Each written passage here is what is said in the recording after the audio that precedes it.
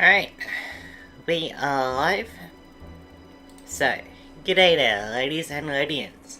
Welcome back to our Explorers Remixed kind of let's play.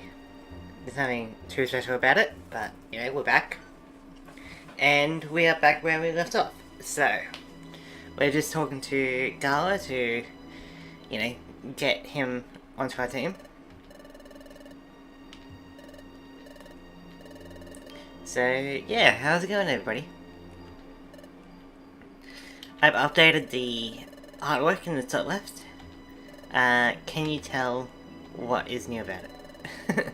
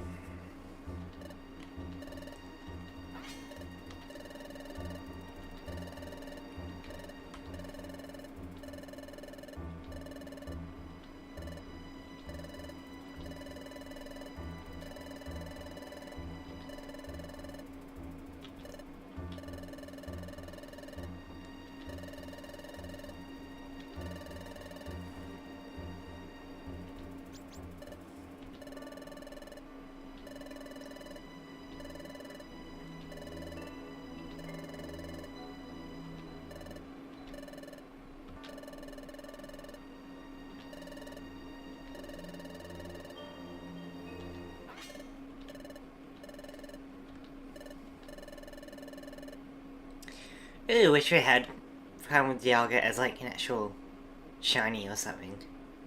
Cause isn't regular Dialga shiny like kind of terrible?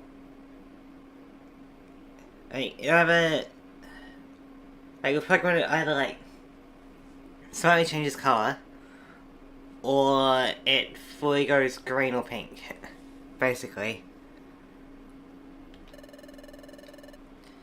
Don't know which one Dialga was. I think it was more a slight change. But Primal Dialga is a great shiny colour.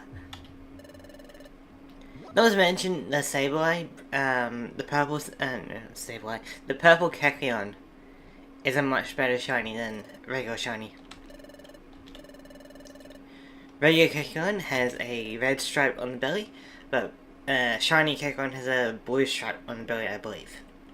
But the other Kecleon brother in this game, in the Mystery Dungeon series, has more of a colour difference.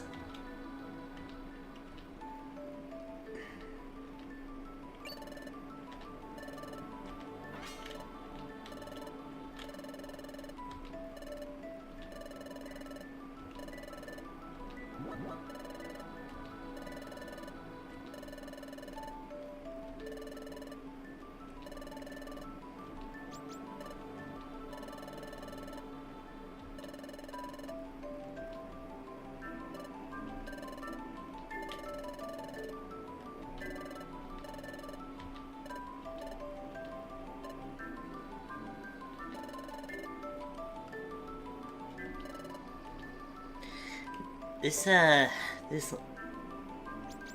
theme is so good. Does it get to the main chorus, or is it just this part repeating? Here we go.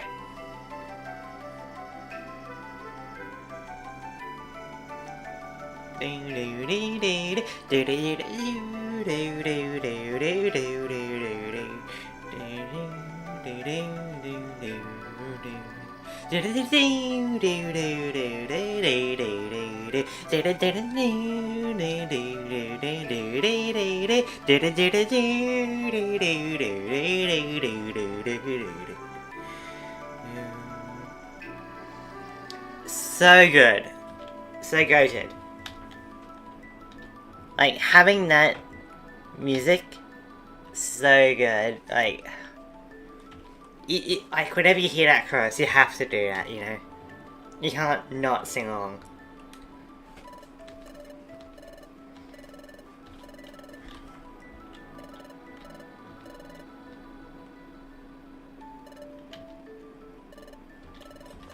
It's the kind of thing where it's like, you have to do it, otherwise you're not really a fan. Like, we could, no, we're already moving on, but we could, like, stay around for another cross if people want to chime in, but we'll move on.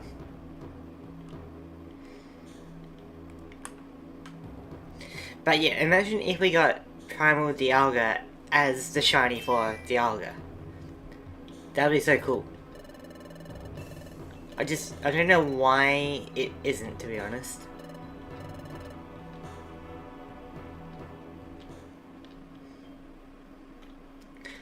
You'll get to see him after this dungeon, but he looks really cool.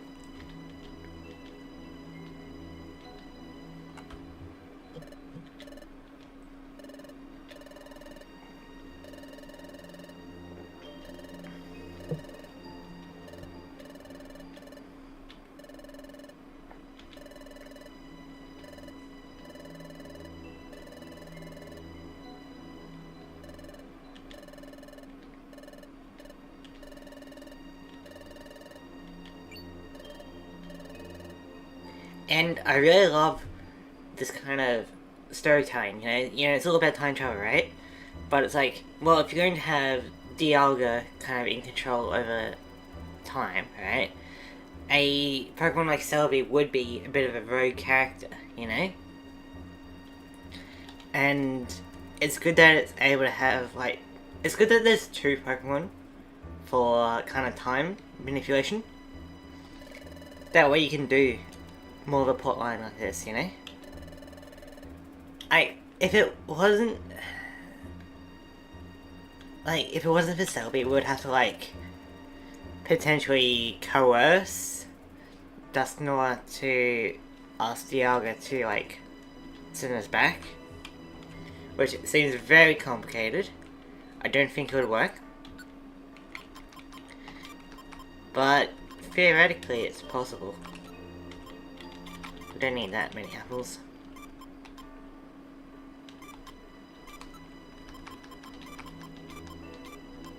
Oh, hidden power, maybe? I wouldn't... If that's got a good hidden power type on Zoe, we may go for that.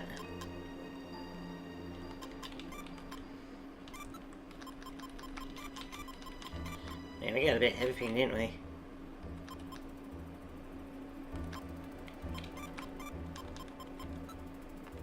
Oh, decoy orb could be useful. Rosado is handy. You don't need that many own berries.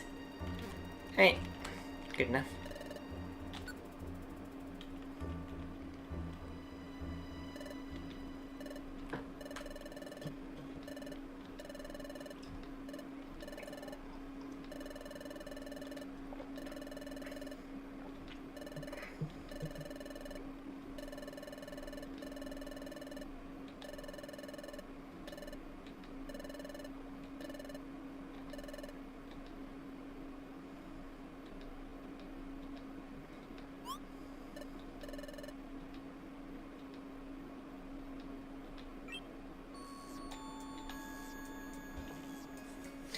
And I really love the mystery surrounding the main character like this. Like, this whole plotline of, like, trying to recover the memories, I think is handled really well. Because, like, first time playing this, you're really kept on your toes about what's happening. But then, you know, if you play it again, it's like, yeah, that becomes a bit more obvious. You know? But yeah, I remember first time playing this, I was like, really taken aback by the plot twist, you know?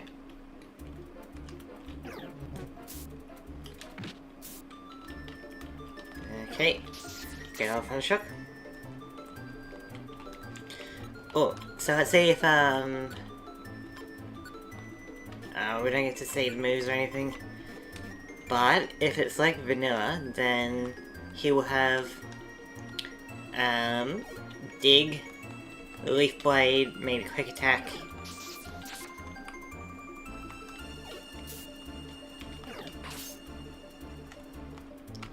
Don't know anything else really, but You know, that should be good enough.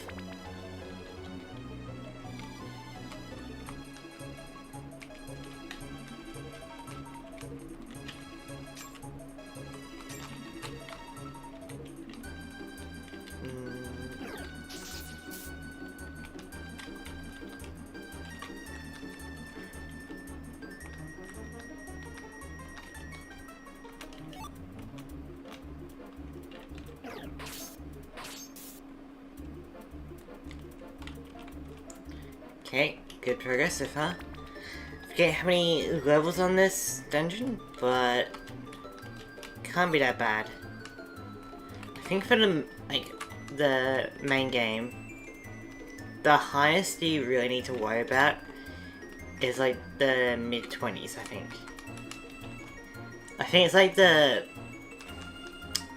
Tree Shroud Forest, I think it's called, where it's about 22 or 24.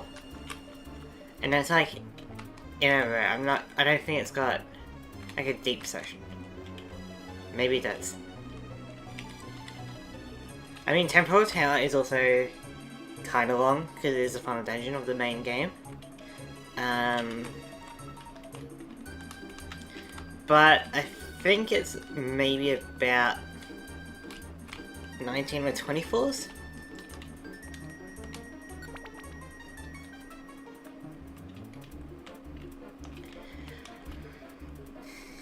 And so, general rule of thumb is, you know, aim for about 20 floors or so. Oh yeah, what is our hidden power for Zoe? I can't learn it.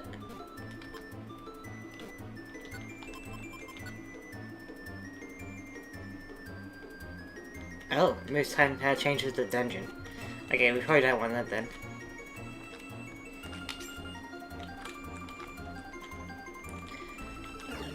I found it interesting how they went about changing the moves to fit this kind of game, you know? Something like spikes, right, will set an actual trap on the floor. Similar to that.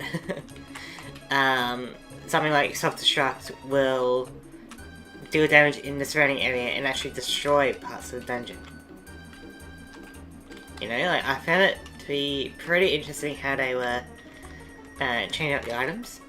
Also, something like... something like recycle doesn't give you back a bag, because that would be pretty strong. What it does is it allows you to reuse a TM. Oh, you got sword stance.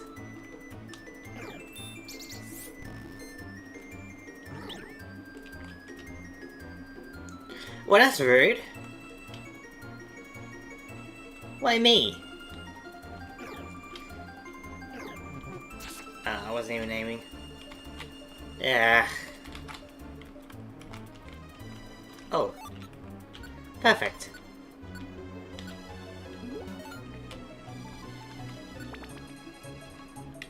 Is that fully restore PP, or is it only a little bit? No, fully restore's good. Excellent.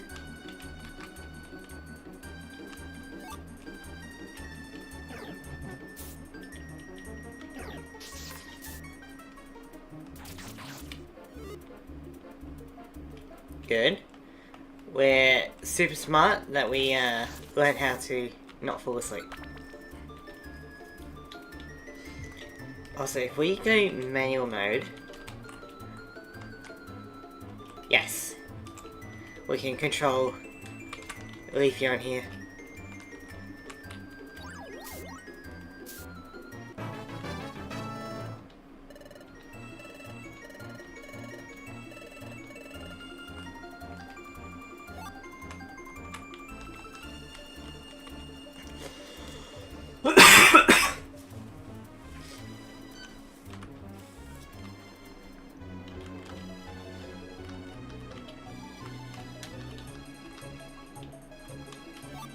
Dragon Claw. Yeah, I know we are bugs, so could we gun that? Because we do have little... No, we do not.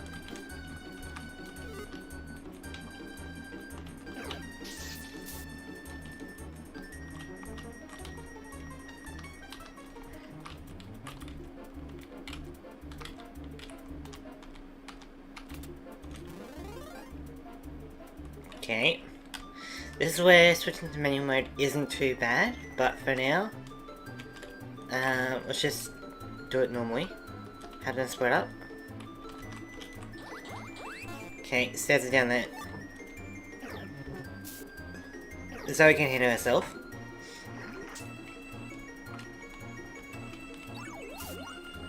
Wait, if we want to get down there, we want to go this way.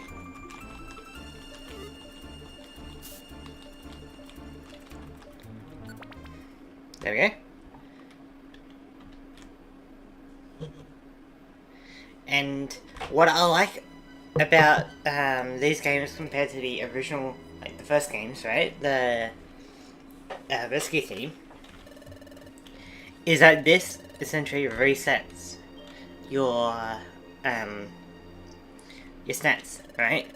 Because in the rescue team, you had to get through like 20 floors, and then, you know, it would be like either something like, actually no, something like this would reset it, but a boss battle wouldn't reset it. So you would have to go like through, for like Sky Pillar or something, it would be like about 30 floors, and then you have to battle Rayquaza at the end. And, you know, you have to worry about your PP and your belly a bit. It was mostly PP and health that you had to worry about. But still, very annoying. But with this, you get a full reset, which is nice.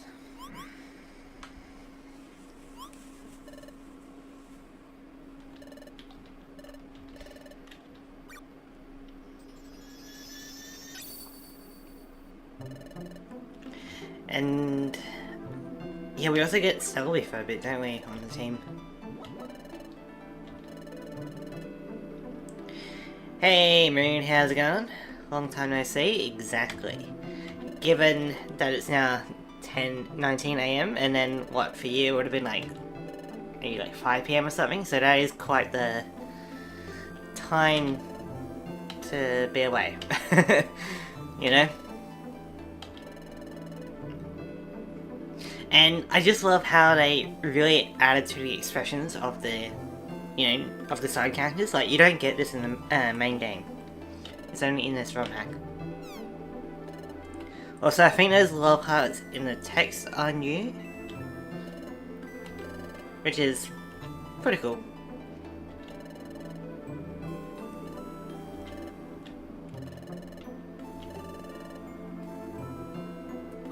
$6:20 PM now, yeah. Yeah, so... you know, I was having a bit of a joke about the, you know, time zones, but... yeah, I mean, it hasn't been that long, technically, but yeah. Oh, Sally? I don't like that as a nickname. But I'll allow it. Right, that's a new text. But yeah, how you doing, Moon? I did say I think post you had yesterday about your dog having like an episode or something.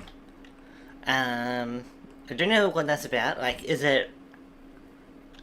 I'm trying to imagine what it could be. Like something medical, or was it more of a mental thing? You just couldn't hear it? Right. Sorry, I missed that. You laughed? You just couldn't hear it. Fair enough. I do like your sense of humor, because it's easy to make you laugh. And I feel like if you can share the same kind of sense of humor, then you can be good friends with someone, you know? Because, like, we humans, we communicate through different means, but one of those means is through jokes. And so, if you're able to get someone to laugh, I think it's, a pretty good indicator of being friends, you know? My dog has epilepsy, and he had an episode for the first time in a while. Yeah. That's rough. I guess you, like, have to maybe, like, uh, would they be like, I think it's not the correct term, so I'm not gonna say it, but twitching out, you know, like, are they like full on like shaking kind of thing when they have an episode like that? Or is it just like they're still? I don't really know too much about epilepsy, but I imagine it would be kind of terrifying. Do you need to like immediately put some medicine in, or is it more of a case of just get the hospital or get the vet to sort it out? Seizures, yeah. Okay. Yeah, like there was a word I was going to say for seizures, but I think people don't like it when you say that word.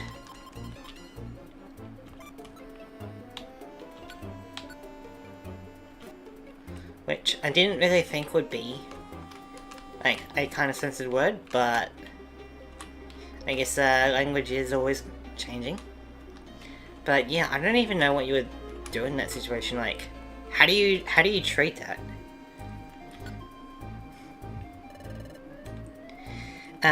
Oh, thank you. 100%. I believe in being silly and embracing that. Yeah, because like, you know, there's no reason not to express yourself. You know, like you should always be honest with yourself. For example, oh, this still is just moving.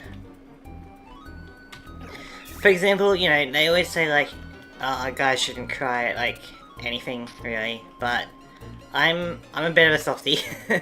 I will say that. You know, it doesn't take much for me to, you know, get the waterworks going.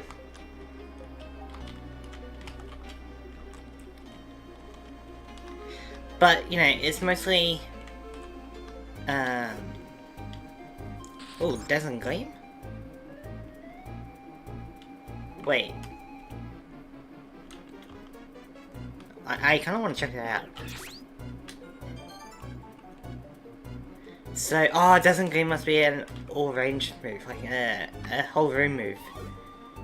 Interesting. Hey, yo. Dragon Breath hitting twice? What?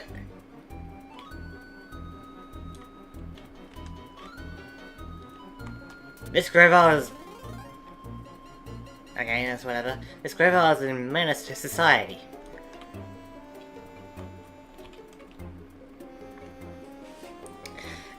Let's see. As long as it's under a certain length of time and they don't go into a cluster of them, they don't need to go to the vets. However, yes, meds and a couple other things to help after. This Grovell is the boss of the dungeon, I'm telling you that. So, one sec. Just gotta destroy this stupid plant dino. Alright, I'm gonna get a tissue because my nose is a bit runny, but I'll be back and we'll continue.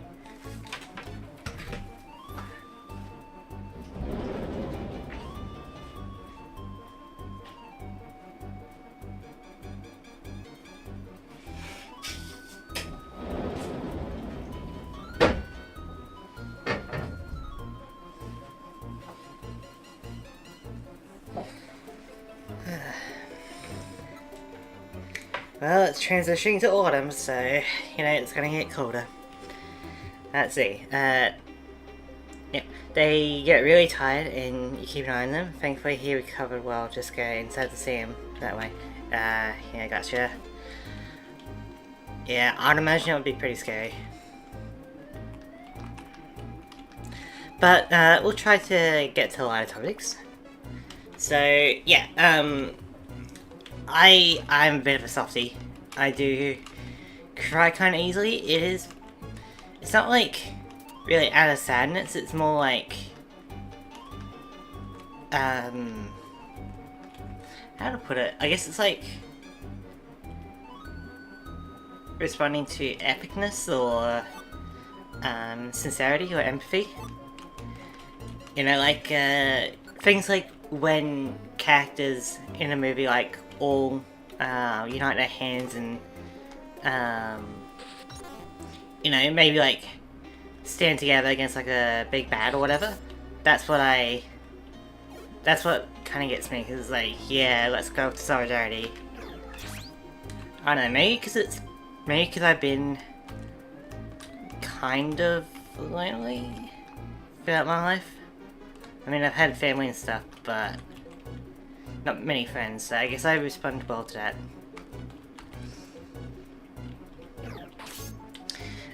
Thanks for asking though.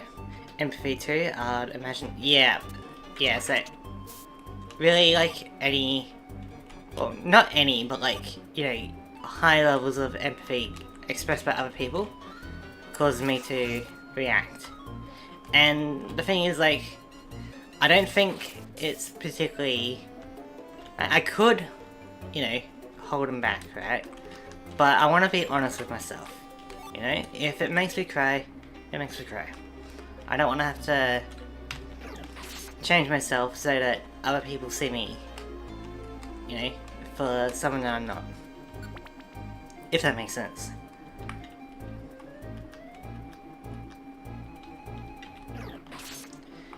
Because I don't really care that much about what people really think of me, I guess.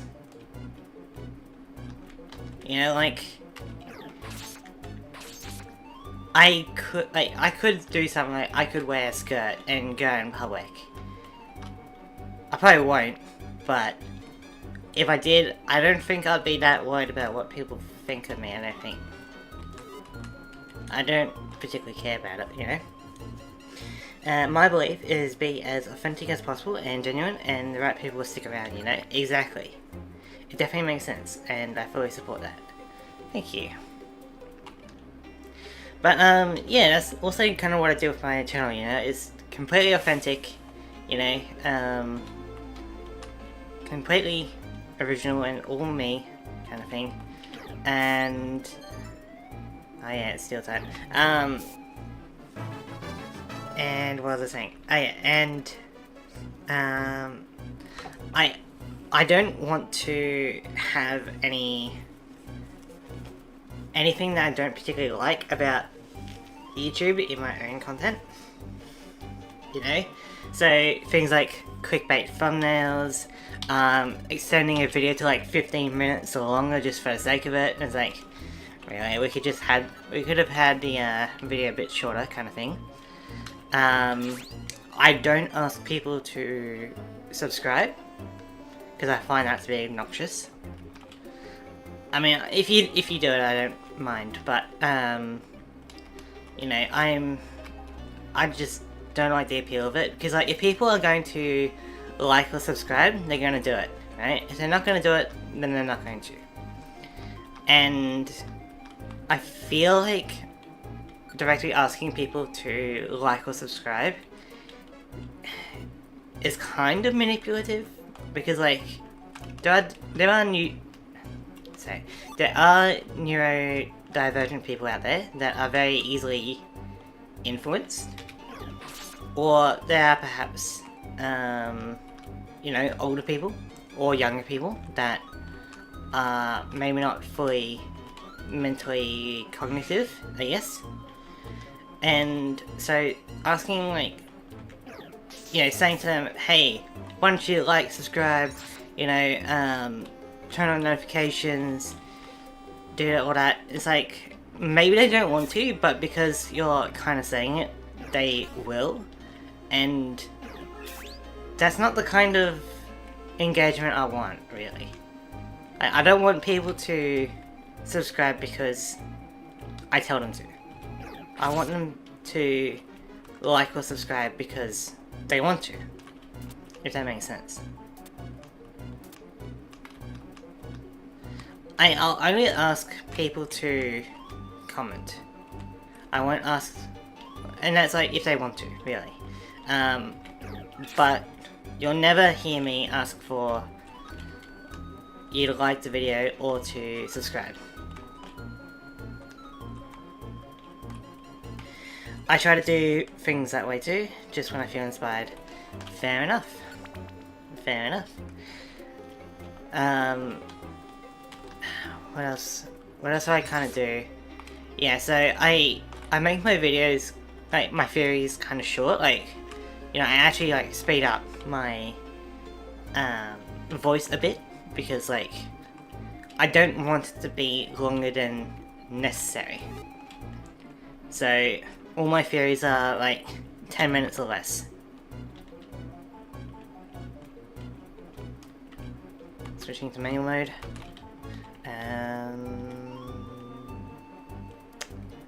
We can go with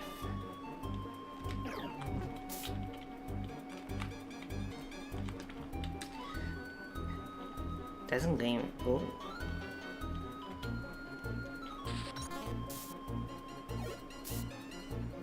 Huh, doesn't gleam didn't hit everything? That's kinda weird. Fair for subscriptions, I don't see it that way, but I can see where some people are that way. I'm definitely not opposed to asking for subs and likes, but I say stick around only if you like them. Yeah, that's fair. I can understand, you know, why we would need to, you know, in order to help grow. For sure. It's just not really my thing.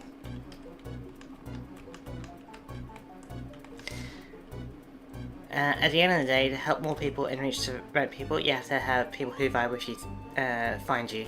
Yeah. It's just kind of hard to find people nowadays, because like, I put something in one of the channels in Discord. I think it was like self-promo ages ago.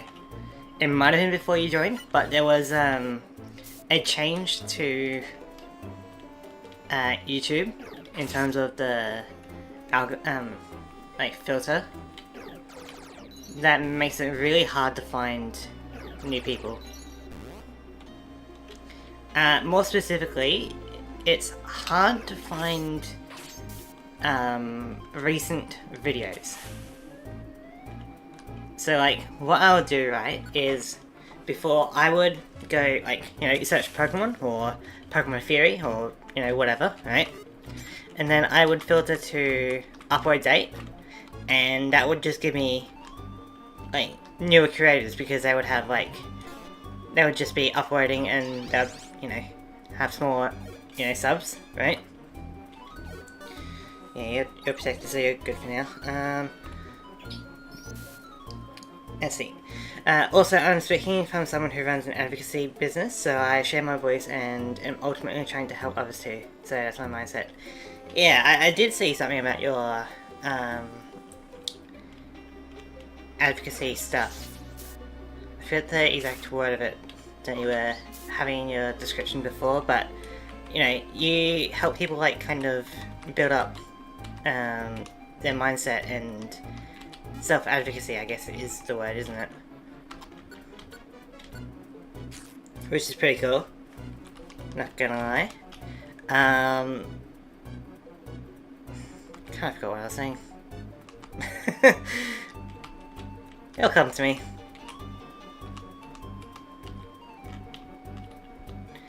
Alright.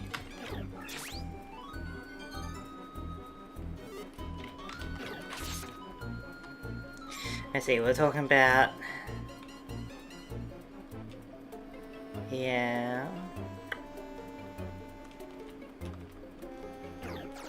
Oh, yes. Yeah, so I remember. So, it's... I was filtering to upload date, right? And that's how I'd be finding new creators, because they would have, like, lower numbers, because they'll be new, right? And it'll be easy to find them. But YouTube changed the filter algorithm so that upload date doesn't really work anymore. So, like, if you go, like, if you go to filter by upload date, it will now just kind of give you in a random order. Like, it'll still be, like, within 24 hours. But it'll be, like, 12 hours ago, 3 hours ago, 5 hours ago, 2 hours ago, kind of thing, like. And so, it will still prioritize larger creators. And so, it effectively meant it was impossible to find new people. You know? Which is very annoying. because that's not how that should be working. Like, if I go to filter up by date, like, you know, upload by today or whatever, I should be able to find it in like a chronological order, not like in a random order where it prioritizes larger creators. Like, you would need to go pretty far down in order to find an actual new creator kind of thing. And you could filter by popularity, right, to help that, and that does seem to work for a certain extent, but then once it gets pretty low, it starts re-recommending more popular creators, and so it doesn't fully go down. It like goes down for a fair bit, then it like alternates a bit. So it's really like almost borderline impossible to find new creators based on their videos, but for live streams it still works. You know, if I go live and then popularity, scroll all the way down, I can find new people that way. Which is, it is something, you know, but it's rough.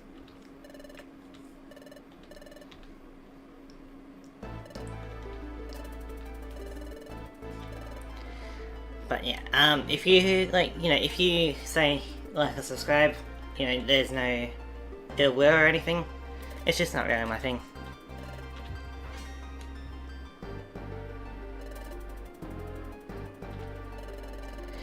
I think there's ethical ways to approach everything, streaming, business, and otherwise. There are definitely people who are manipulative. I just don't vibe with those people, haha. Yeah. There are definitely people that are manipulating, especially of children. And how they, like, they're not really wise enough to think for themselves, and so are very easily manipulated. So I definitely don't want to, like, in case, like, there are kids watching, I don't want to say things like, you know, make sure to subscribe, because I don't want to do that to the kids. I want people to think for themselves. If they want to watch it and subscribe, they will. And it's not even 100% necessary, because, like, this is my alternate kind of thing, right? Like, on my actual thing that I browse YouTube on, I don't subscribe to people, but, like, they will still get their videos recommended to me in the feed. And so, like, it'll be, the more I go into it, the more it will be around. And so, it's kind of reflective of my own interests, because, like, if I ever fall off, I don't need to worry about subscribing or unsubscribing. I'll just, like, just get naturally filtered out of the algorithm, I guess. So, you don't need to subscribe to someone. You will get it in your feed, one way or the other. So I don't feel a need to really ask for that, you know? And that's interesting. I know it's super hard to find new people. Yeah, so it's only a recent change. But yeah, I used to be able to find, you know, new PokeTubers that were creating actual videos and having a mixture of videos and the live streamers. But now that they've changed it, it's basically just live streamers. If we're going to add in, like, the majority of new creators, we need to kind of spread the word around a bit, like, because there's definitely going to be people that I won't be able to see, especially with the changes. So if people are able to spread the word to their friends, that would help a lot. Let's see, my focus has been to be as niche to my ideal audience. Niched to my ideal? Or is it... I don't know. Niche to my ideal audience as possible and be transparent and genuine. Yeah, fair enough. It's always good to, you know, focus on your niche rather than trying to do everything. And hey Snowy, how's it going? But imagine if we got this Primal Dialga as a shiny. That would have been great. Over the regular Dialga, you know? My shoulders don't want to shoulder, so I'm in early. Ah, fair enough. The gym not really cutting it out for you.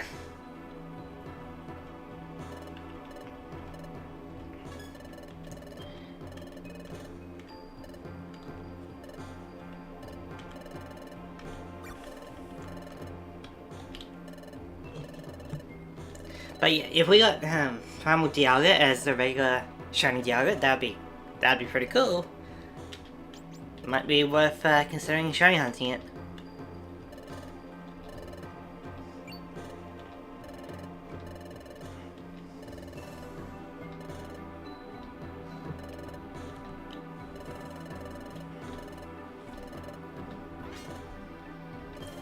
And then this plot twist is pretty cool as well. But yeah, like, so at this point, you know, I'll still be getting new PokeTubers through, like, live streams, you know, and there are currently a few pending, to be honest. But if we are to grow this community, we kind of need people to kind of spread the word. You can have it in your, like, in your stream description, you can just have the link to it.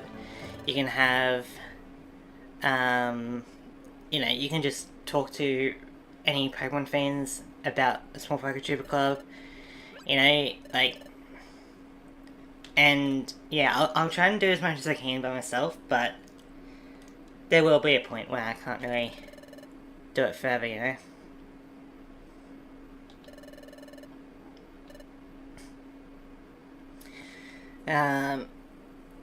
Yeah, so your shoulders, just got, like, pulled muscle or something?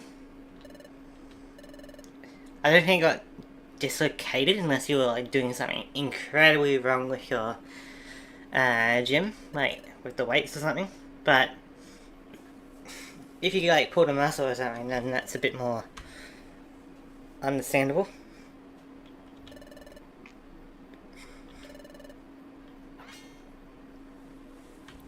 For this little plot twist to work, it means that, you know, Gravel, or Leafeon in this case, never asked us what our name was. Which is okay, I guess, like, you know, once you notice it, it becomes a bit awkward, but in the heat of it, you don't really pay attention to it.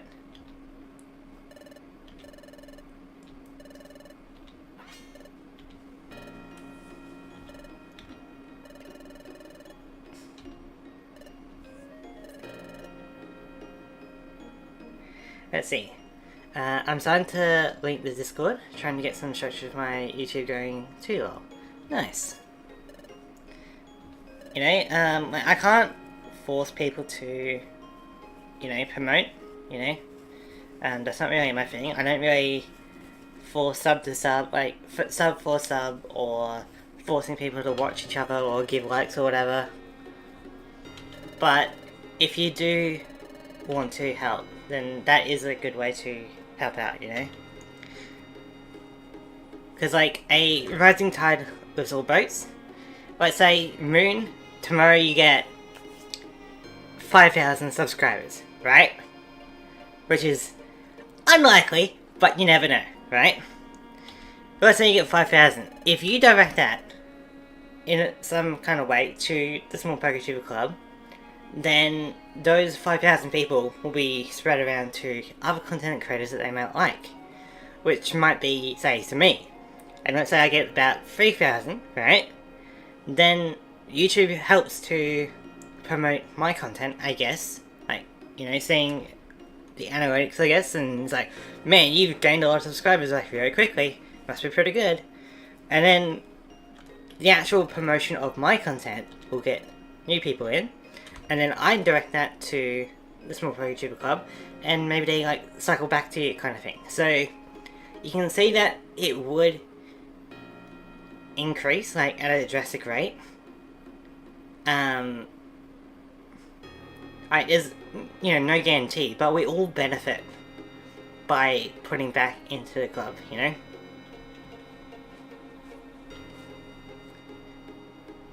Yeah, stretching stretching is key before exercise. Helps to warm up the muscles a bit and, you know, get it primed for the workout. And Moon, you've injured yourself stretching before, so you're terrified of it now. Of stretching? Yikes. That's kind of rough. Because usually you stretch to ignore the injury. So, if you're getting injuries from stretching, then I don't even know what you'll do. I guess you gotta do the pre-stretch of like just thinking about it. And that'll help. You know, think about it for a bit. That'll be your pre-stretch warm-up. And then maybe you start thinking about stretching slowly. You know, start with your fingers, then go up your arm a bit, and then go up your shoulder. Then you can start rotating around or going, contracting and releasing the muscles a bit. Who knows? I don't really know your body that well, but if you're having trouble with stretching, I have no idea what you really do. I guess like maybe a heat pad to help loosen up the muscles a bit, warm them up.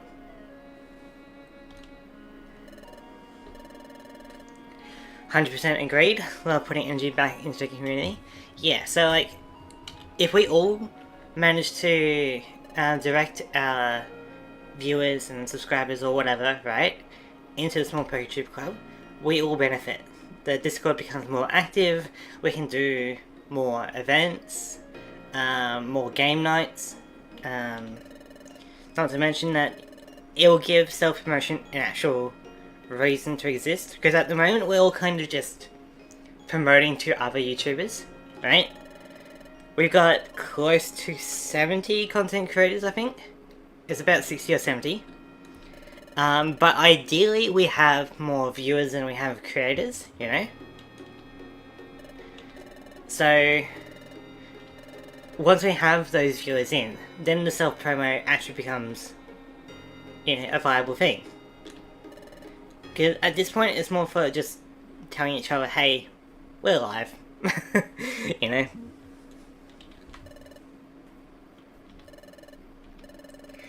And, you know, we are small people trying to communicate to other small people.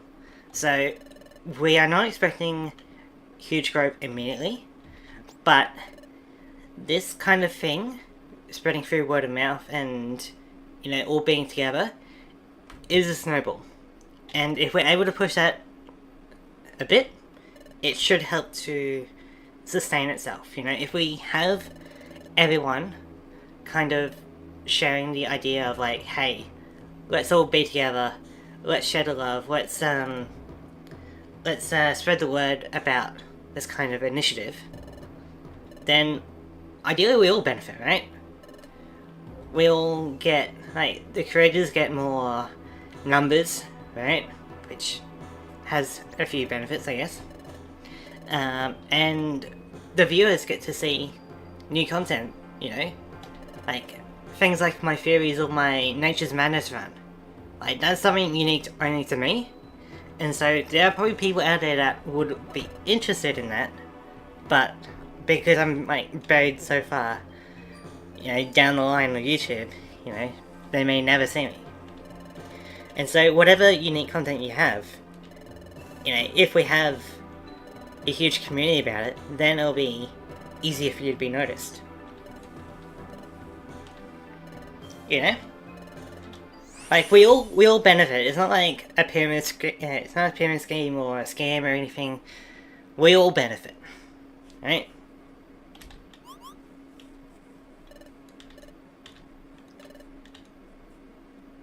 So, I think that's like one of the main selling points of the Small PokeTube Club, is that whether you are a creator or a viewer, we all benefit. It's not, like, while I am the owner of it, right, it's not technically my Discord, right? It's our Discord. It's our mutual hub where we can chat and chill.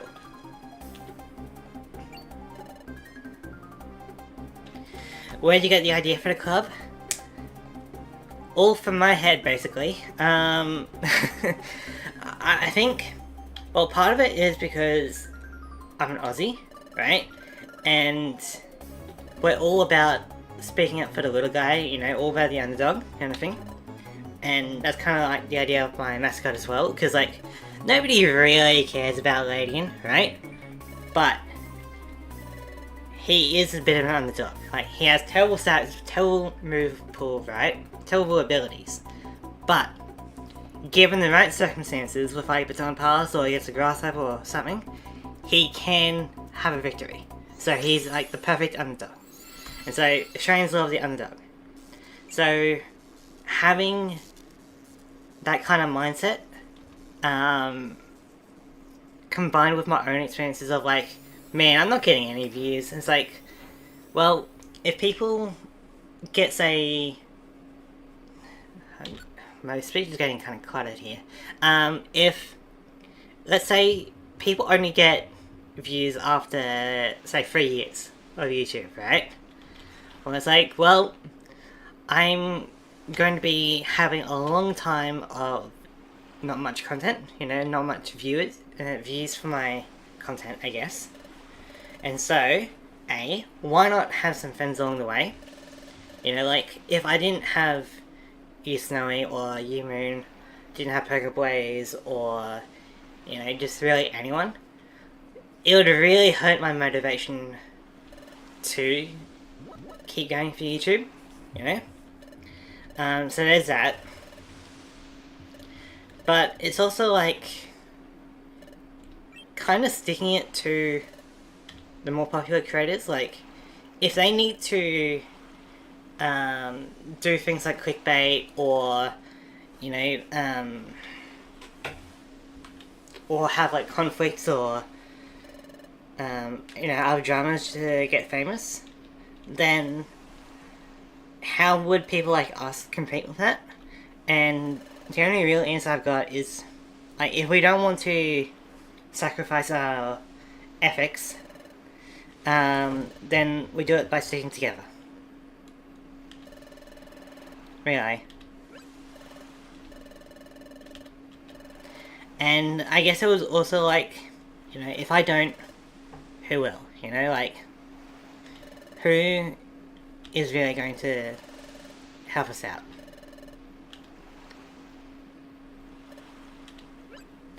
I don't know, like, I guess it is like a bit more of an Aussie mentality kind of thing.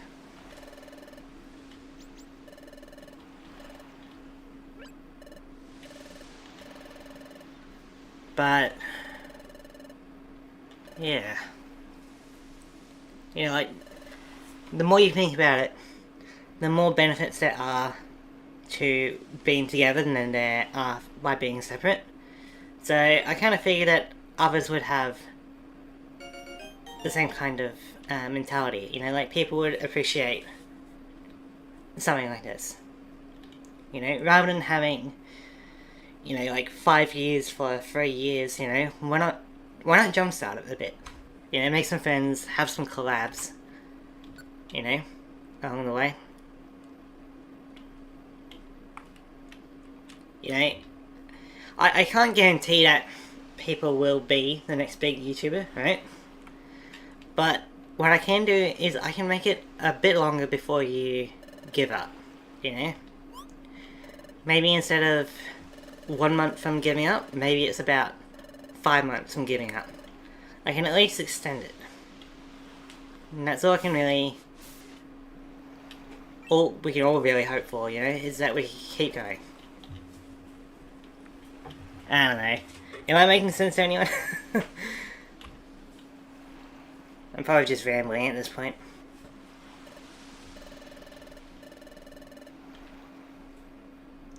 But I do have an interview with Skilllink, like, on their channel. And, you know, they asked me about the Small YouTuber Club and Just kind of other things about like what my favorite Pokemon game are, and you know what professor would I attend the lecture for? That's a good answer. Like what I gave.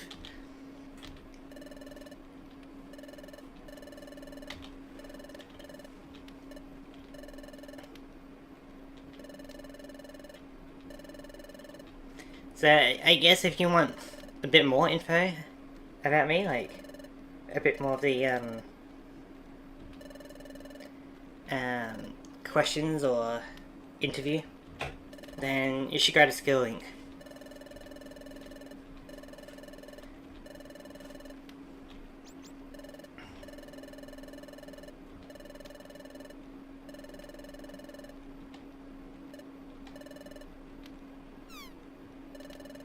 Does that answer your question, Sammy?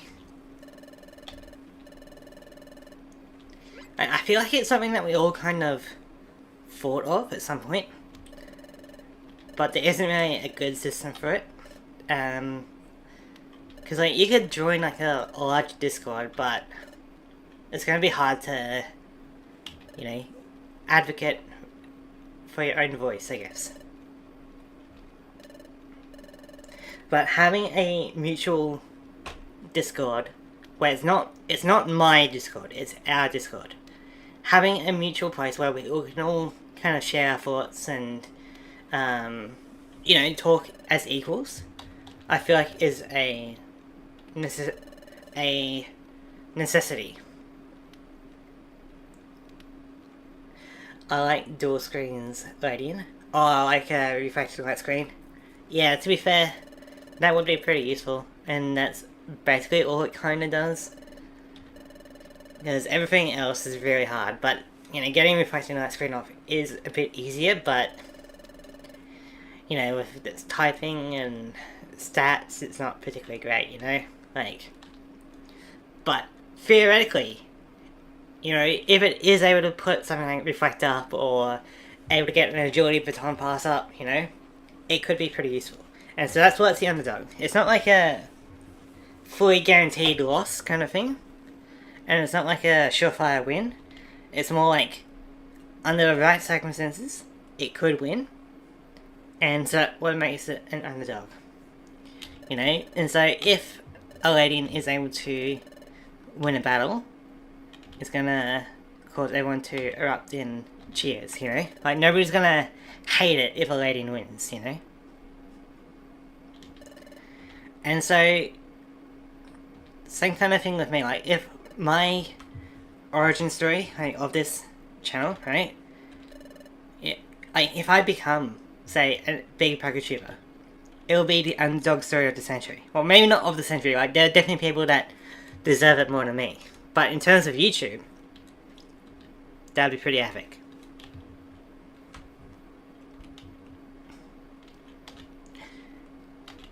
Like, see how many people had faith in a little Ledian man from the start,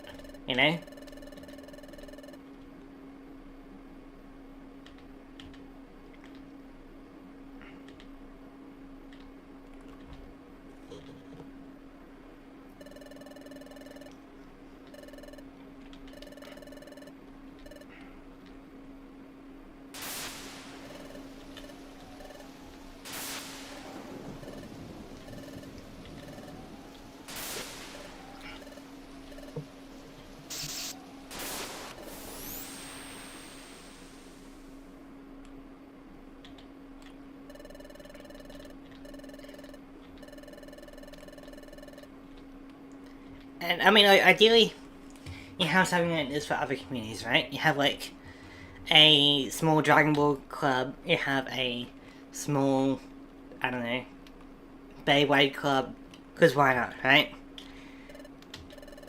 The idea is that you build a community together, and there are strength in numbers. If we, kind of unionize together, it's pretty good,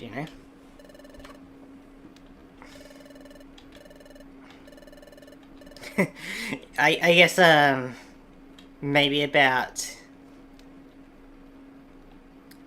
maybe about 80 years ago, a lot of this talk would have been seen as like commie, right?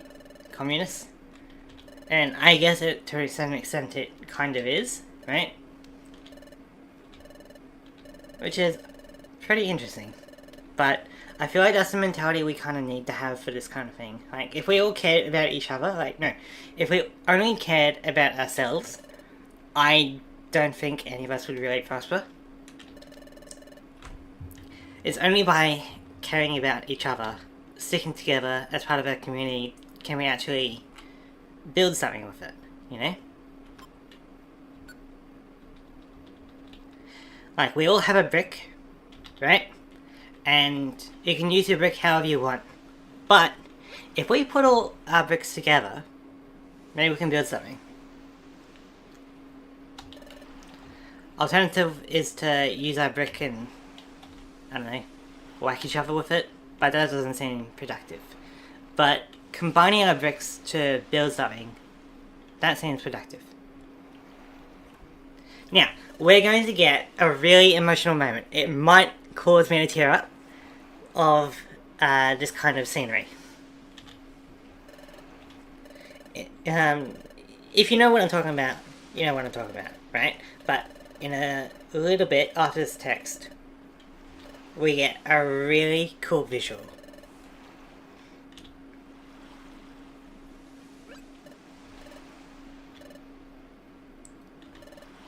Here we go.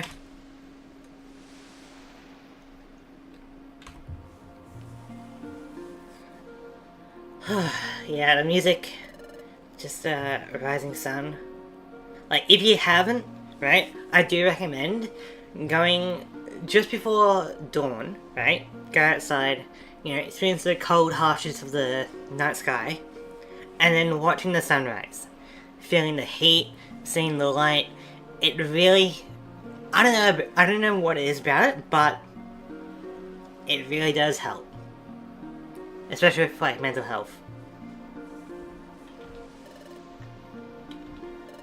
Like, even if it's just for a moment, you forget about your troubles.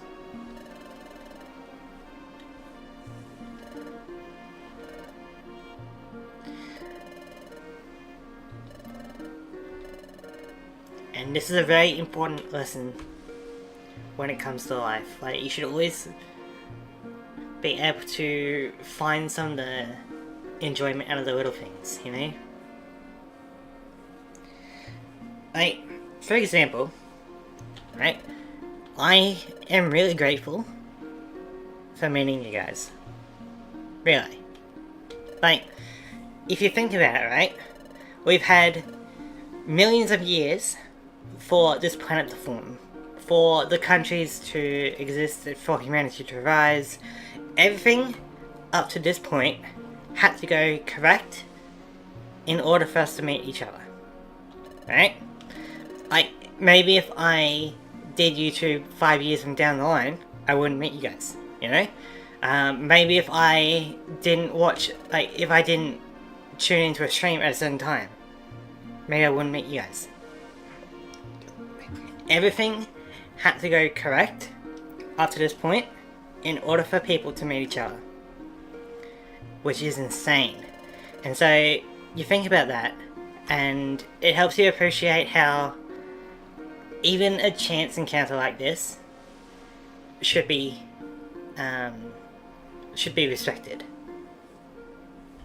And you never know when you won't, like, when your paths will diverge. And so you should always try to take a moment to appreciate how you guys connected. Hey Dino, finally made it. You're now stuck with me. Yeah, maybe. But, yeah, so I like to appreciate how I meet people, I guess.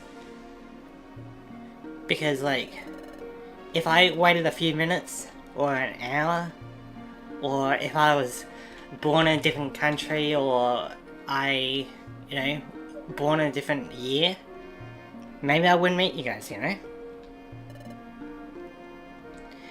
And so, that kind of remoteness really adds to the value of my connections, I guess.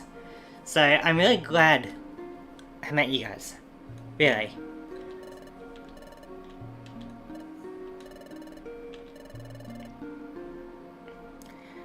You know, like, if I didn't meet you, I guess, like, I wouldn't have anyone chatting with me at the moment, you know?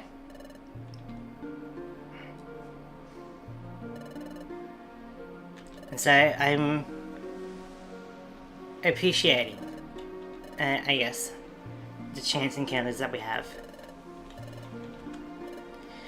You know, like, you meet someone, you never know if they're gonna be your best friend for life or worst enemy. You know, maybe you never see them again, maybe they become the, you know, the father of your children, or mother of their children, of your children, sorry. Parent was probably the better overall term. Like, you never know, really. So you should always treat each encounter with the respect it deserves. Because we've had millions of years to get to this point. I guess maybe billions of years, who knows. But we've had millions of years to get to this point, and so we should give that the respect it deserves. And so even appreciating the sunrise like that, I feel like is important to do. And if you haven't yet, I do recommend, you know, going to, you know, just before dawn, you know, waking up, going outside, feel the cold, feel the darkness, and you just feel the sunrise. Feel the heat, feel the light, feel it on the outside, but also feel it on the inside.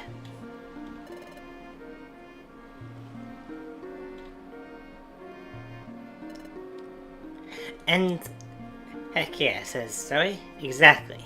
And like, even in this game, right, we had a chance encounter with Zoe on the beach, which has drastically affected both our lives.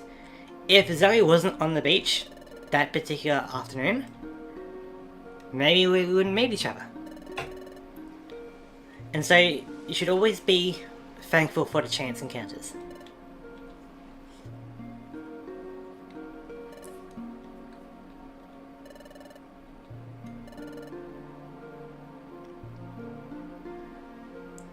Wake up, go outside, feel the sun, bring up the $30 Fire Red on the Switch.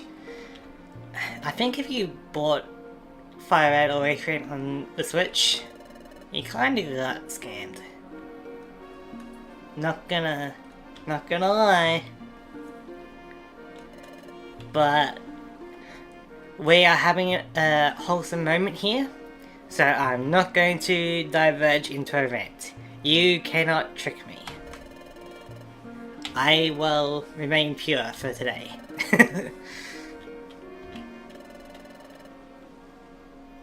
I agree, Gala. I agree.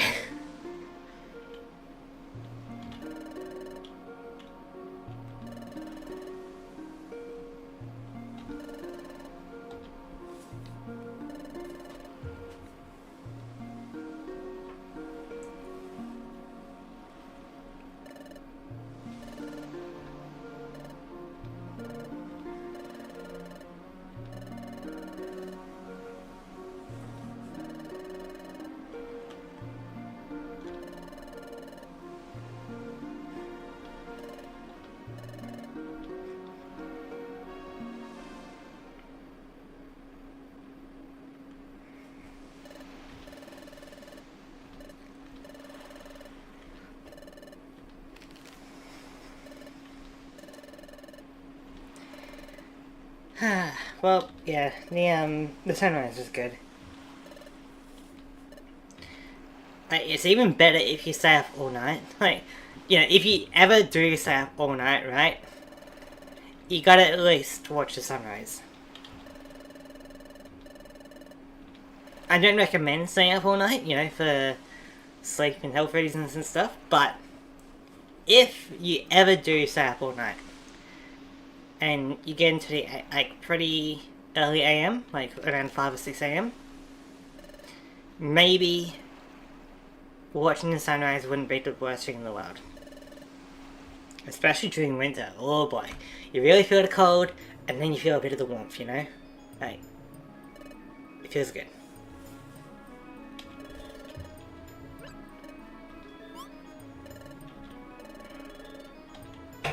It's very hard to describe it, and I probably sound insane for asking you guys to experience sunrise, but I do recommend. Seeing new fans enjoy Fire Recreating for the first time is neat. Yeah, but for $20 to $30, I don't see it really. Like, also Dino is definitely not a newbie. But yeah, I just feel like it's not worth it. You know, it should be like around, like, if it was $7 on the Wii U, I don't understand why it would be $20 on the Switch. Just saying.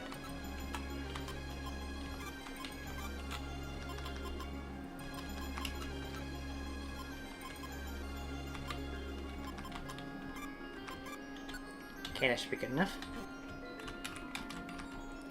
Yeah, so I think this one's a pretty long dungeon. It's like about 22, 24 floors. So let's get into it. Oh, Tiger Bee. You didn't have to whack the baby like that. Whatever. Like, it is interesting, you know, having people play Fire Recreating for the first time. Especially as they might have been kind of used to modern Pokemon with like XP share, the fairy typing, you know, not having a Pokemon faint from poison out of battle kind of thing. And also, like, just the lack of hand-holding for exploration. You know, like, how well are they going to go with Rock Tunnel? How are they going to go with Silph Tower, you know? I think that'll be interesting. Might not be worth buying for you or me, but it seems worth it to those who bought it. I bought Pokemon Red for the 3DS. Fair enough, I guess. But still, like, it gives Nintendo the idea that, hey, we could just sell off, like, we don't need the NSA, we could just sell them off again, you know? Like, what's to stop them from doing this for other games, you know? Rather than having the Nintendo Switch Online virtual console, what if they just start charging prices for every game? Again. You know? And make it pretty expensive, relatively. I mean, I don't mind people buying Fire Recreating again, right? But it's the price that's really... like, it is not worth that much. Not for, like, over 20-year-old game.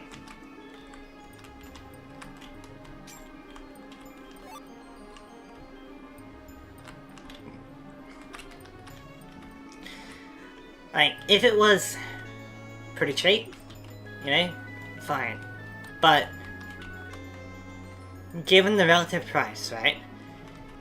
Would you, like, Silk Song, $20 US, right? Fire Red Green, $20 US. So, like, I don't know, man.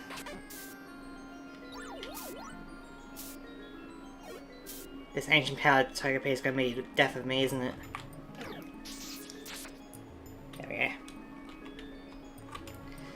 You know, like, would you rather buy a 20-year-old game or a new game?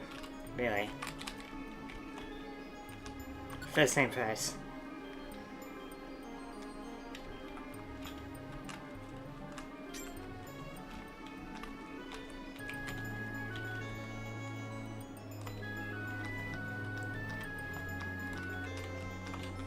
I just don't want Nintendo to be like, okay, well, guess what? We can do all the Pokemon games, and we can charge whatever price we want because people will buy it, you know? Will Diamond and Pearl be $30? Will Black and White be $40? I don't know, man. It's possible. So I do understand your mentality of new players enjoying Fire Red Green. I just don't agree with the price. They shouldn't be able to just charge whatever and get away with it, really. Again, it's the underdog Aussie mentality I've got going on, but we should not be happy that it's $20. And if you're not happy with a product, you probably shouldn't buy it. And so if you are buying the product, it tells people that you are happy with that price. And potentially, you are happy with it being extended to further games.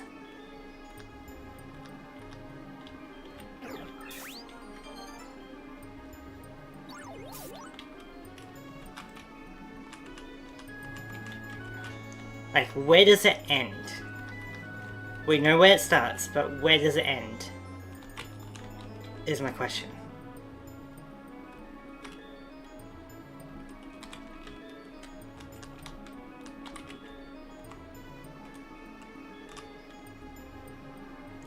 So I guess we gotta go top left.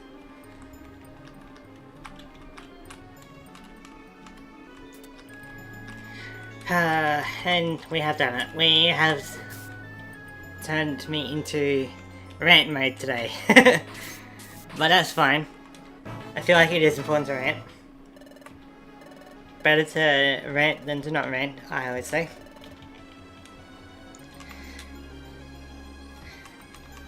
But,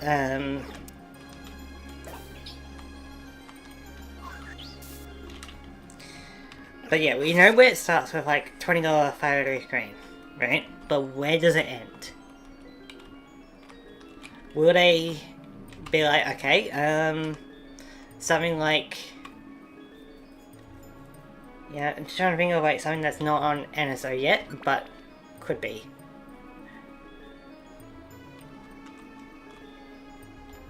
Yeah, I'm not really familiar with the library, but you can imagine that if Fire Red Green sells really well, that they will definitely push their luck, right? They will keep going until a limit is reached, right? I say we have the limit being Fire Red Green. You know, like, vote with your wallet. If you don't want them to, you know, cause your favourite game, like, now or in the future, if you don't want your favourite game to be overpriced in the future, then you gotta start voting now. With a Nintendo logo on the moon, and I wasn't even here for most of it, I went to get chips.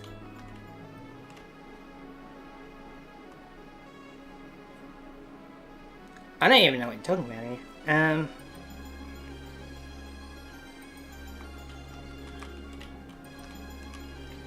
Talking about like how to go reach to the moon and put a Nintendo logo on it or something?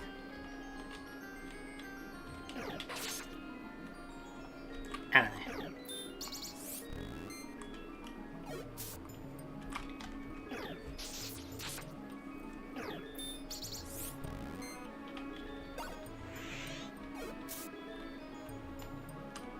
But yeah, like, you know, like, maybe your favorite game is Omega Ruby Alpha Sapphire, right? In maybe about 15 years, would you be comfortable paying $70 for a re-release of it? Not even like an enhancement or anything, just a re-release? That's where the price gouging will end, once they can afford oil on the moon. Ah, gotcha.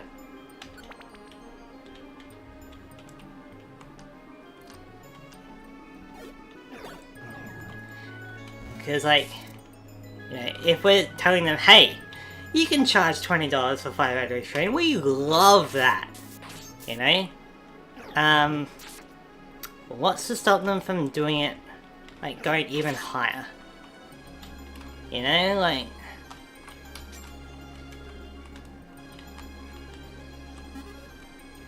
How much can they get away with before people start saying no? That's kind of my that's kind of my thought process with Pokemon. How much can they get away before people start saying no?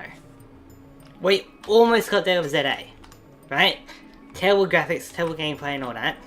People almost said no, but they still bought it anyway. Still claimed it was the best Pokemon game ever.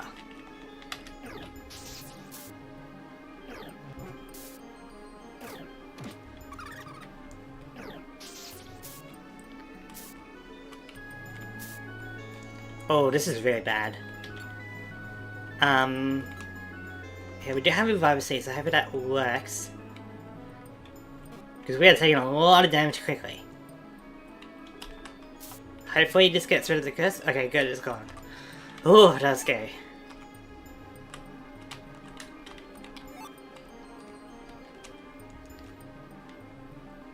But like, objectively, Legends ZA shouldn't have sold that well.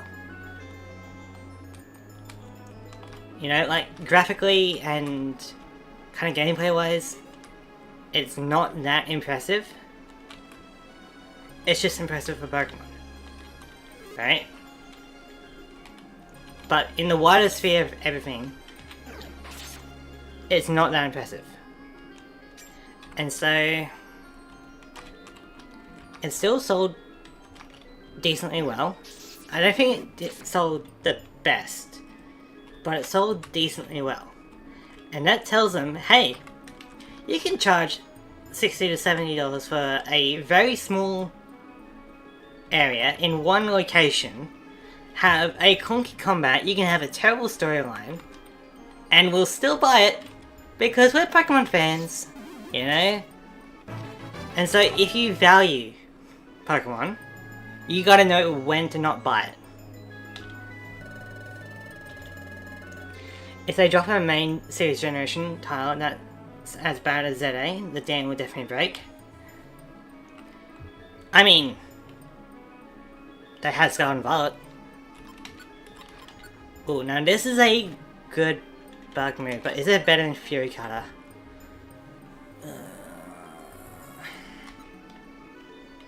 It is on a side, but I do love me my Fury Cutter. I mean, yeah, like, they released Gala and Violet, people still kind of bought that. It was like the highest selling Pokemon game, so I think that's kind of case closed, right?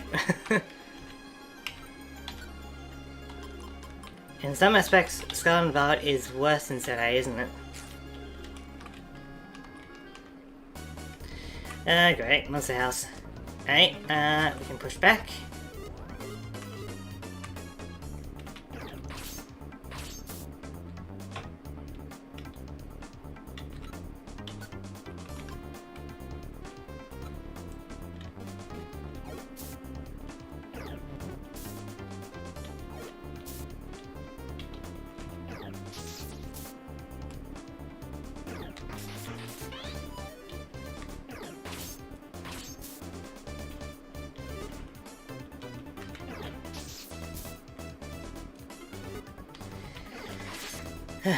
Just gonna get a few more.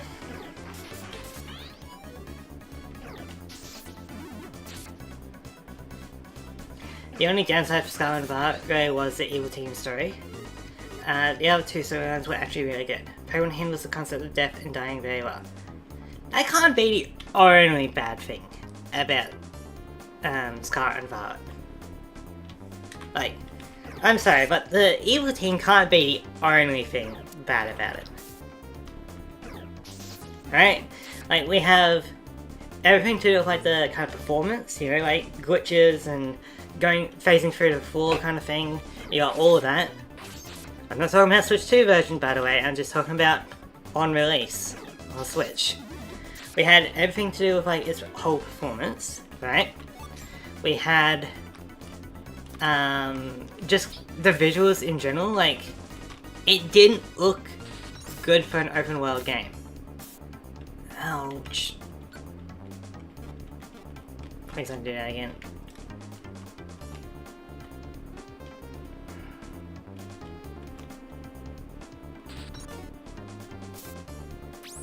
Okay. Dazzling Gleam is scary.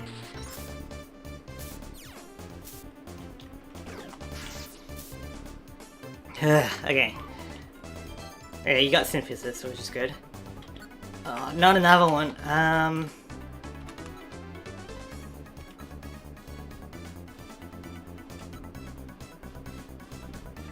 Don't have anyone to get rid of you.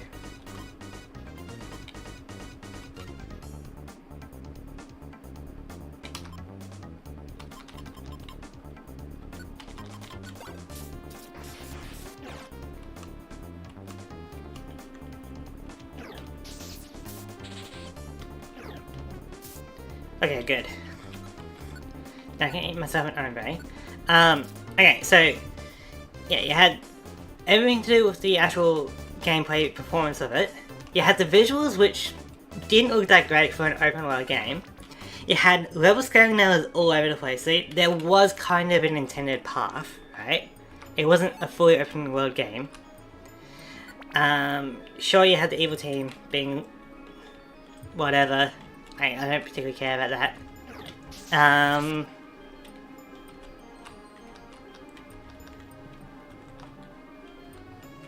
And, you know, I guess story is something that I've heard people say is good about Scarlet and Violet, but is it really? Or is it just good for a Pokemon game? Like, is it a good story, or is it just good for a Pokemon game? Like, that's the thing. So I'd have to analyze the story for myself and then come to that kind of conclusion. But, you know, like, not to mention, like, you can't really enter buildings, or at least the buildings are all the same if you can enter them.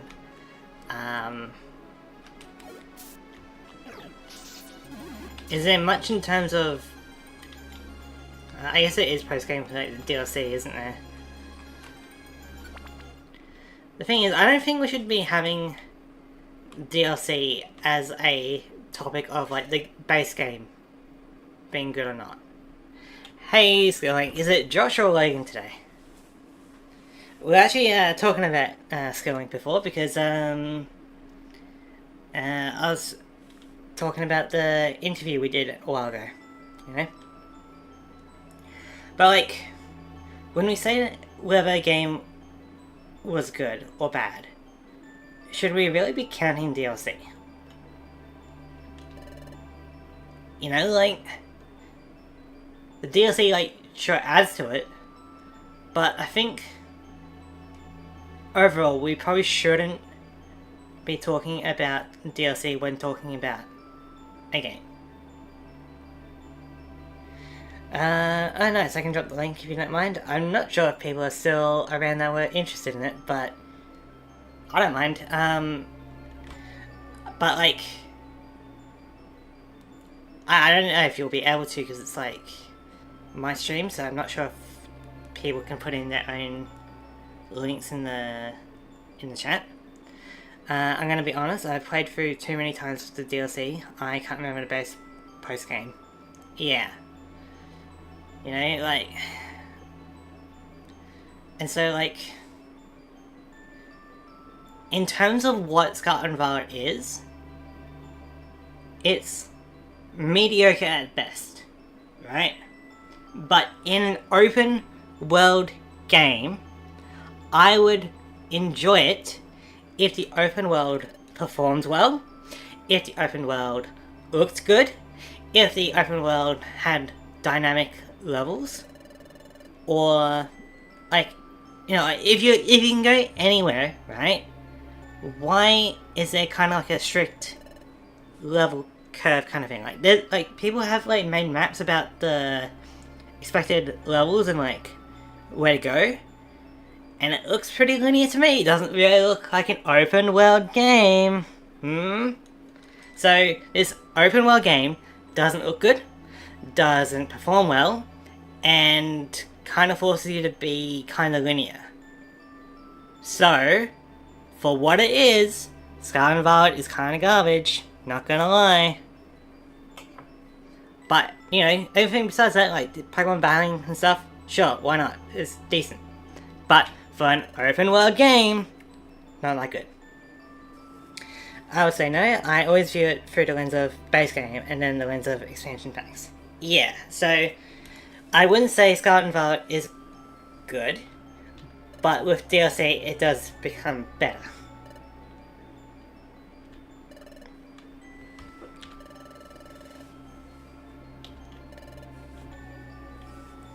But in terms of an open world game, I don't think Scarlet and Violet is good. In terms of a Pokemon game, it's about average, give or take. It just, what Pokemon's expectations are versus the rest of the gaming industry expectations are night and day. You know, what is monumental for a Pokemon fan is the minimum expectation for everyone else, really. That's fair. I'd agree with that. Yeah. Oh, hello.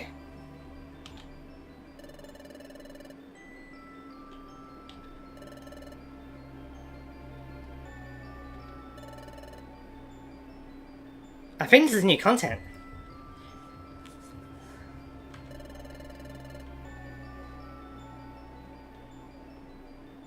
This is like not in the base game at all. This is a boss battle.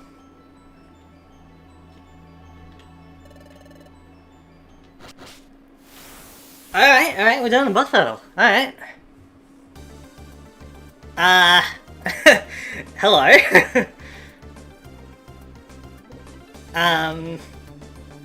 Okay.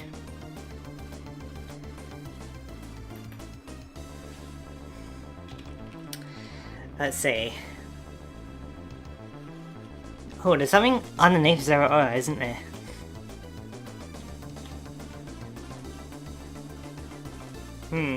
Alright, switching to manual mode.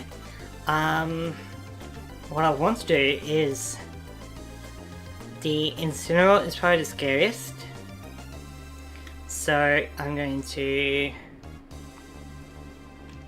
I will deal with it because I'm pretty bulky. We want you to handle these two. Zap Gauntlet. That doesn't sound useful. That doesn't sound good. Yes, with those same expectations gave us Cyberpunk 2077 and No Man's Sky. Talking about like the whole open world aspect of it, yeah, they're good now. Like, a game being... Like, if Nintendo was still updating Scarlet and Violet, then maybe it would have a point, but they've kind of moved on. Like,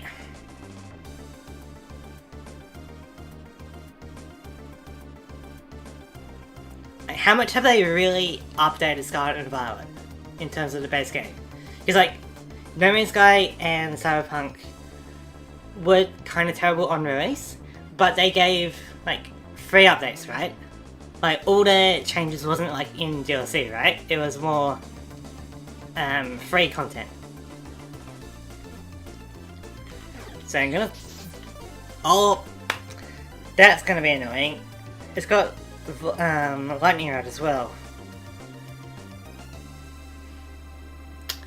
Okay, but like, it's not like you had to pay for No Man's Sky and Cyberpunk to be performing better, you know? That was more of a free update. But with Pokemon, they don't really do that.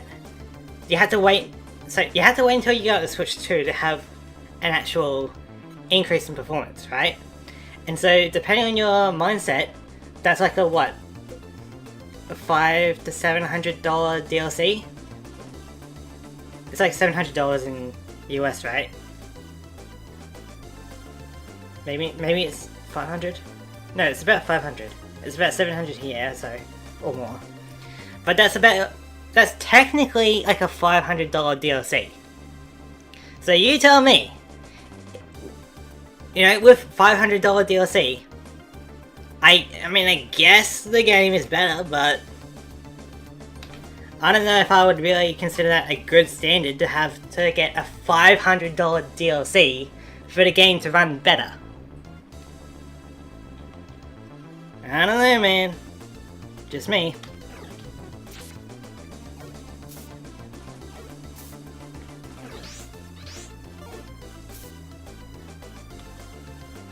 Alright, so we can't go for Thunder Wave or Thunder Shock. We have to go for Fury Cutter.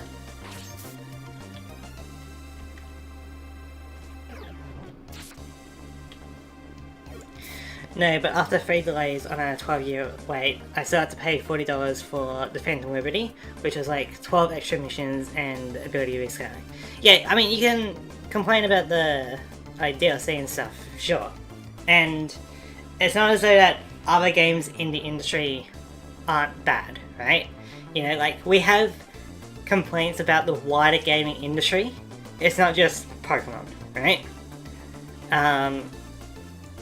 But Pokemon is a part of it, and so the people that go, no, but this is great for Pokemon, no, it's still part of that gaming industry, right?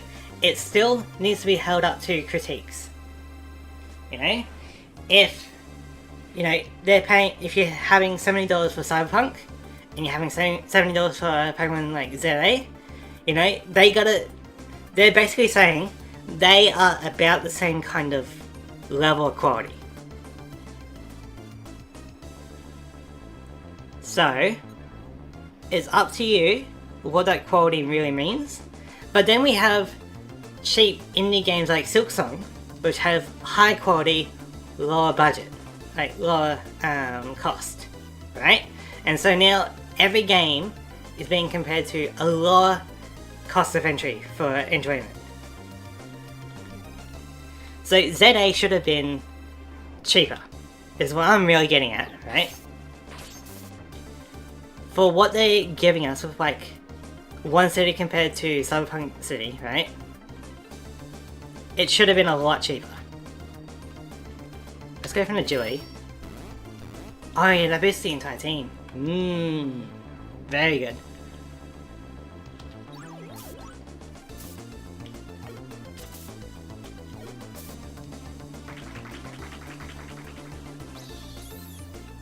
Okay, that's fine.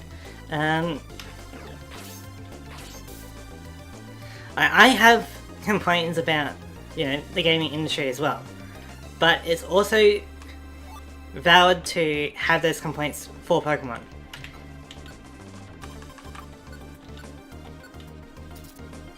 No, not me!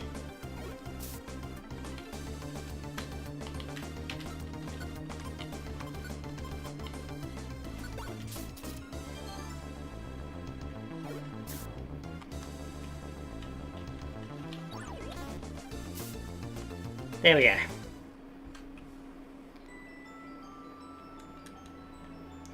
I guess we're just going to... Oh no, yeah, acknowledge them.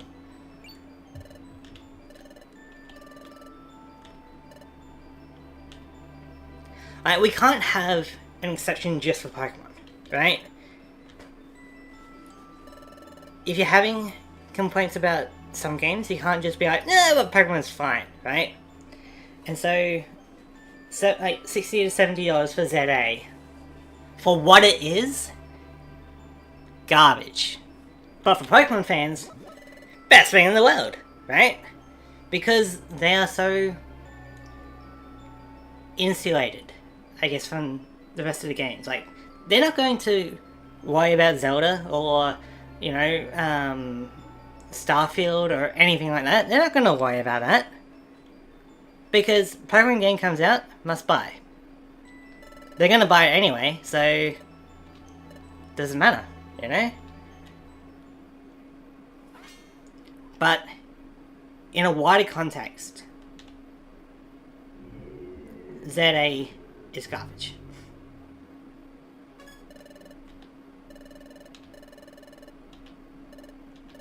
and Scarlet and Violet are garbage. Sword and Shield, decent, but just getting to decent, really. You know, modern Pokemon, since the Switch, hasn't been feeling that good, which is why we're all kind of excited for Winds and Waves, because it's looking like they're actually changing their mindset about Pokemon and putting more effort into it. That's going to be more closer to the value of the $70 game. Right? Especially compared to ZA. Like, really?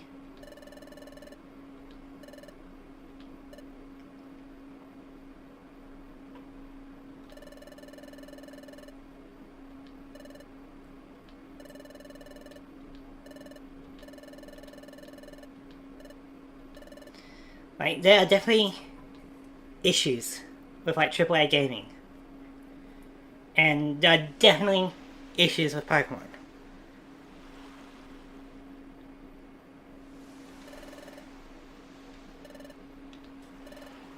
But you can't be like, no, but ZA is good, or no, but Scarlet and Violet is the decent one. No, there are definitely issues with Pokemon. And if you can't see it, I do encourage you to take a step back, see what some of the negativity of those games are, and try and see it in a wider context. But there definitely are issues, and none of them are perfect.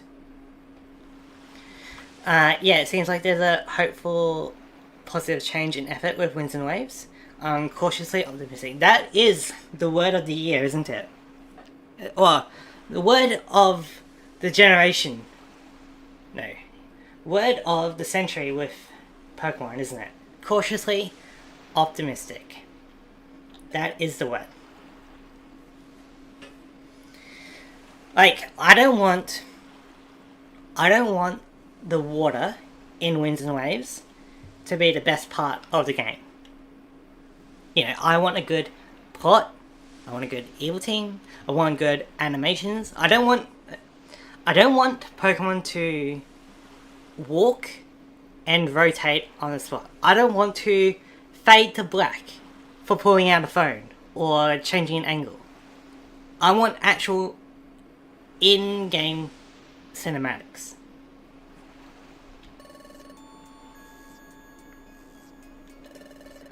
Like, you know, the visuals, great start, right? But it takes more than visuals for it to be up to kind of modern standards. So I'm hoping that it's going to be good. But I don't know, man. It is still Pokemon at the end of the day. But I don't want the water to be the best part of the game. And I don't think I'm crazy for wanting that.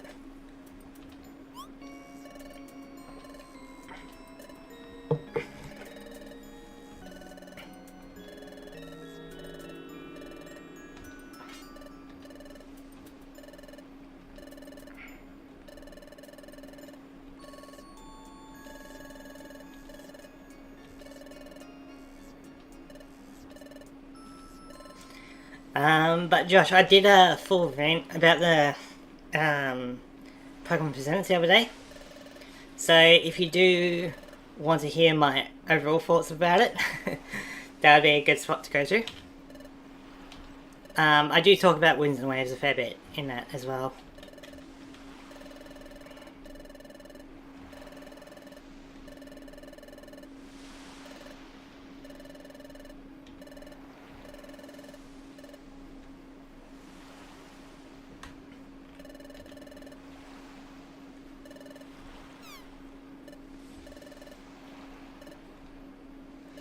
But if more people were as cautiously optimistic or careful about buying Pokemon as me, then I think it would be interesting. But everyone's like, no, I'm going to buy ZA on day one. You know, I'm going to pre-order it.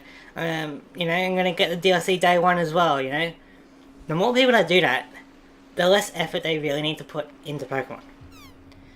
But being cautiously optimistic, maybe buying it down the line if it's on sale, or waiting until reviews, is a better way to consume media. Not just for Pokemon, but in games and movies and stuff across the board. Wait for reviews, maybe wait a bit, see, like, are you driven by FOMO or hype, or is it a genuine desire to play it? You know?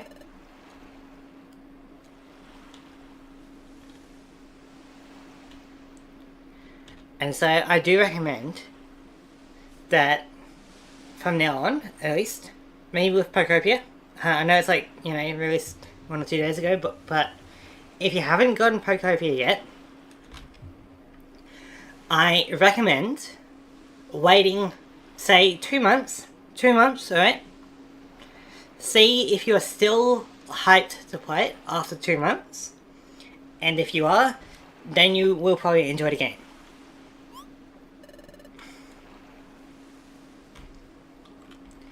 But if you're not hyped after 2 months, then maybe you are currently experiencing the fear of missing out, or you're just really hyped for it. You know? Wait 2 months, see some reviews, see if people are still talking about it in 2 months' time. Then see if you are still excited for playing Pokopia. You know? I feel like that is a better way to go about it than buying it day one, bit of a potluck about the quality of it, you know? But hey, if Pokemon fans listen to me, maybe we'll be, maybe I wouldn't be the only one ranting, you know?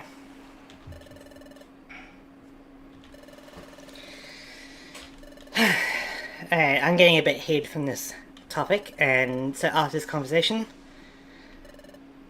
we will end the stream there.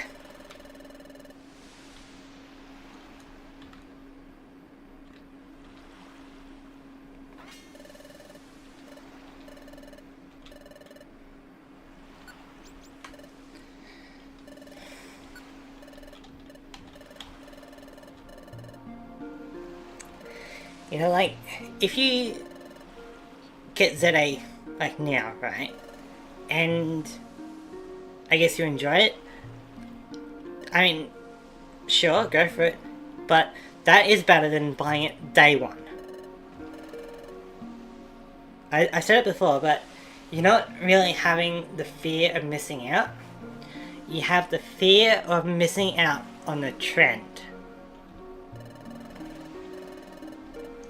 Because you will, like, if you do have the fear of missing out, right, you will get it eventually. You'll get it on a sale, you get it a few years down the line, you will get it, and so you will not miss out. But people have the fear of missing out of the trend. They want to get it because everyone's talking about it, because everyone's playing it, right? So it's because it's trendy, people are scared of missing out on the trend. And succumbing to, I guess, the winds and waves of trends isn't really a good idea, because then you really get led into areas that you don't want to be in. You know, you're not really critically thinking for yourself, you're more just going with the flow. Which can be good, but I would prefer it if people just think for themselves, rather than, doing it because it's a trend. But in any case, I am going to end the stream here. It has been fun ranting. It has been fun playing. And yeah, we had some good discussions today. So I would like to thank everyone for watching, and I'll see you guys next time. See ya.